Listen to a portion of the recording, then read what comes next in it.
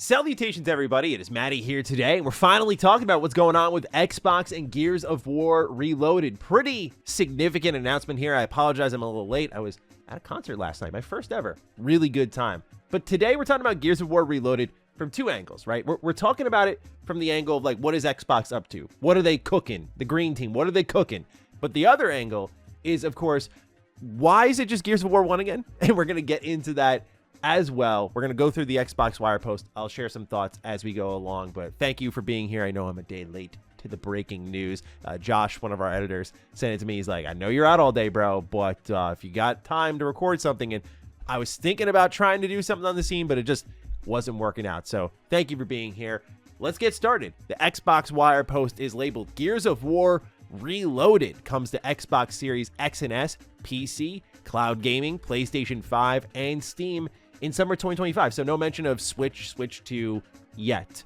They start off by saying Gears of War Reloaded is a celebration of one of gaming's most iconic franchises, featuring 4K resolution, 120 FPS support, and the ultimate multiplayer experience with cross-progression and cross-play across all platforms. This is the definitive way to experience the game that started it all. As we approach the 20th anniversary of Gears of War in 2026, we're reflecting on what this franchise means. It's about the stories we've told, the friendships we built, and the unforgettable moments we've shared together. With Gears of War Reloaded, we're opening that door to more players than ever. Developed by the Coalition in partnership with Sumo Interactive and Disbelief, Gears of War Reloaded launches August 26th, 2025 for $40 on Series X and S, PC, cloud gaming, PS5, and Steam, and arrives day one with Game Pass Ultimate or PC Game Pass. You can play on Xbox Series X and S and PC with Xbox Play Anywhere. Gears of War Reloaded includes the full breadth of content from Gears of War Ultimate Edition, delivering the most complete version of the original game to date. Players will gain immediate access to all post-launch downloadable content at no additional cost, and this includes the bonus campaign act, all multiplayer maps and modes, and a full roster of classic characters and cosmetics unlockable through progression. So before we go further, that is Gears of War Reloaded in a nutshell. Now, the first thing that may stand out to you here is Gears of War 1. Again, Xbox fans, this is a weird moment for us, right? We're like, we have Gears of War Ultimate Edition, and there was a Gears of War 2 Ultimate Edition in development at the Coalition, which apparently got shut down in exchange for like Gears 5 or 6 that turned into E-Day. I don't really know what happened there, but we saw materials were shared by the Coalition that showed there was a Gears of War 2 Ultimate Edition in development. When I saw the title, Gears of War Reloaded, and based on the rumors we had got, I was like, oh, Gears of War 1, 2, and 3 in a collection this August. Makes sense. Pumped. I'll be there. As an Xbox fan and someone who's replayed this game numerous times, I see it's Gears of War 1 again. I'm like, what? Like, I'm not super interested in this. So who is this for? And that's where the uncomfortable conversation kicks in. Xbox fans, I think Microsoft did right by you, as we'll get into it, with a free upgrade if you already have the game and it's in Game Pass. But this is about every other platform except Xbox. This is like a very key indicator here of where Xbox's focus truly is, as we're seeing many shifts. Like, of course, we talked last about Xbox and their business changes, like $80 games. They're trying to get maximum dollar on their investment. What's funny is that their biggest game, one of the biggest games of the year, was at $50 in Oblivion Remastered, which is a top 3 selling game in 2025, which is very impressive. But nonetheless, Gears of War Reloaded finds itself in that $40 pocket. But this is about growing Gears of War for E-Day. The question alongside that, though, is like, well, what about 2 and 3? Why are these not here yet?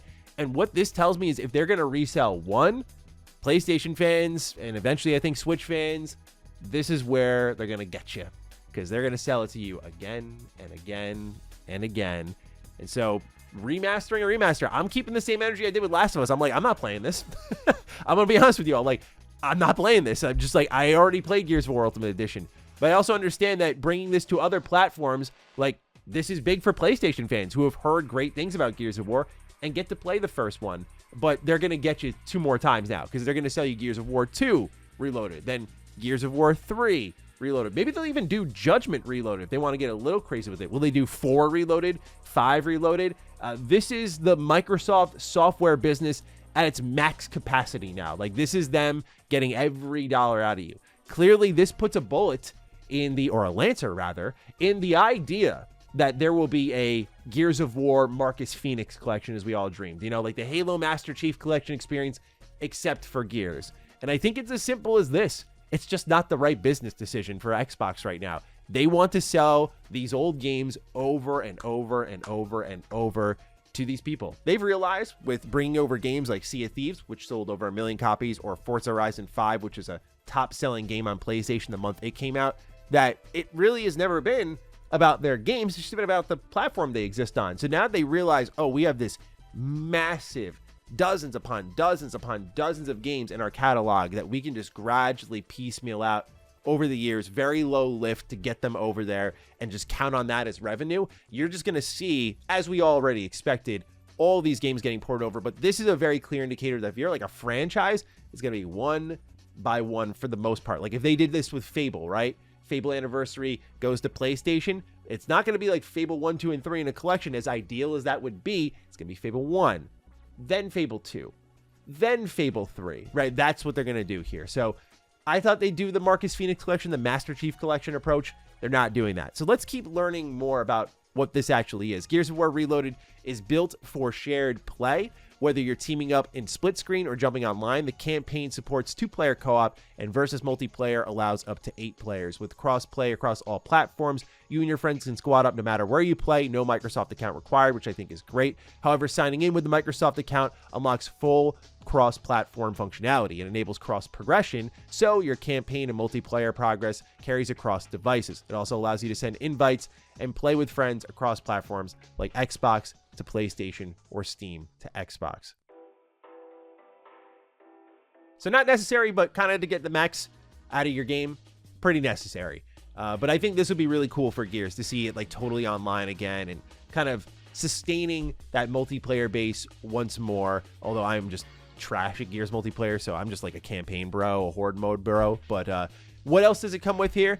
4K resolution, 60 FPS in campaign, 120 FPS in multiplayer. That's awesome to see. HDR support, Dolby Vision, and 7.1.4 Atmos support, 7.1.4 3D spatial audio, variable refresh rate, 4K assets, and remastered textures. They enhance the post-processing visual effects, improve the shadows and reflections, super resolution with improved anti-aliasing, and this one actually stood out to me. 0 loading screens during campaign, so just bing, bang, boom, no problem whatsoever. And this is where I think they do things, I think the best they could have, not to sound like overly sympathetic, but I think they did the right thing here, which is like, hey, if you've been a part of this whole journey and you already have Gears of War Ultimate Edition, we kind of understand that we're selling you the same thing again. So it's a free upgrade if you already own it here. They say a code for Gears of War Reloaded will be delivered at the launch of the game via direct message to eligible Xbox accounts. And again, it'll be day one on Game Pass. So I think from price point to free upgrade, this is all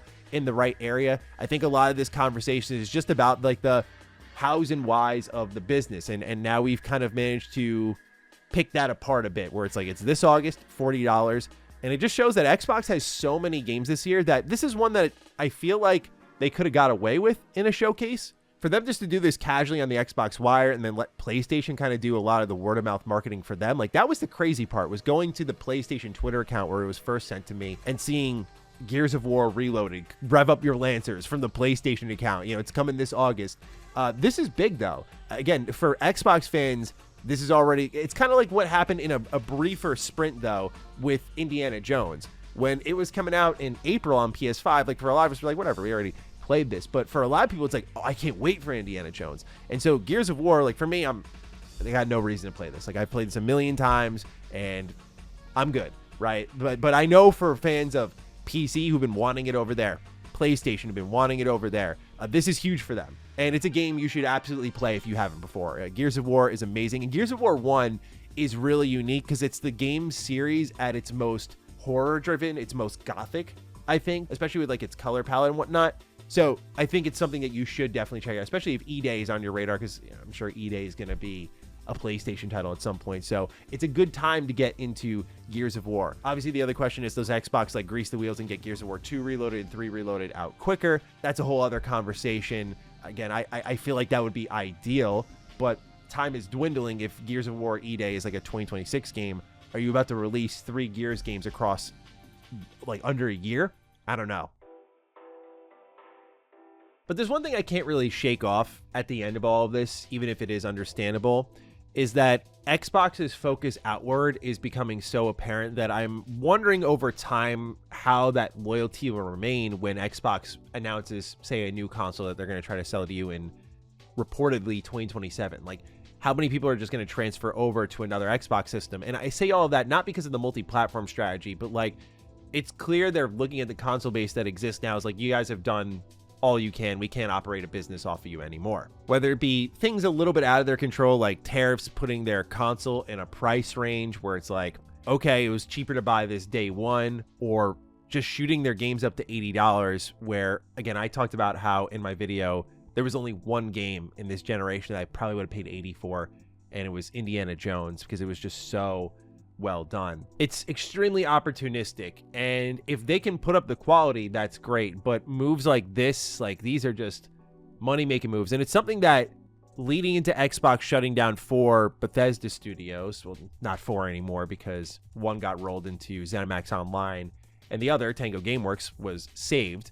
But leading into that, myself, Cog, we're always saying on Defining Duke that like you have to beware evil villain Xbox, which is what we named our episode that week that Xbox did shut down those studios, because we were like, one day the mustache twirling is going to begin, and it's like they're going to stop playing the good guy, not to demonize them heavily, but they're going to stop playing the good guy, and they're going to start making moves like this, where it's like this move, in my opinion, like if you're an Xbox fan and you've been in that ecosystem for a while, I don't see how this announcement moves you in any way. It's just like, oh, it's Gears 1 again. And you already got that again in 2016, I believe, is when, or 2015, when Ultimate Edition came out. So yeah, that's all I've got to say about Gears of War Reloaded. I think if you're on PlayStation or if you're on PC, you should definitely check this out. Otherwise, I'm looking forward to getting your thoughts on Gears of War Reloaded down below, so fire away. Other than that, take excellent care of yourselves, and I'll see you in the next video. Stay sexy, stay active. I love you all.